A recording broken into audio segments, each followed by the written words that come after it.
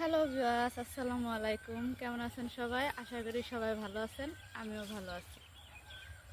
তো এই টমেটোর চারাগুলা যখন লাগাইছিলাম তখন অনেক ছোট ছোট ছিল। আপনাদেরকে একটা ভিডিও দিছিলাম আমি। তো আজকে এই টমেটো গাছে দেখেন অনেক টমেটো আসছে। এই কারণে চিন্তা করলাম যে আপনাদের সাথে একটু শেয়ার করি। তো ফার্স্ট একটা টমেটো আমি সেটা আপনাদেরকে দেখাই। বিসমিল্লাহ।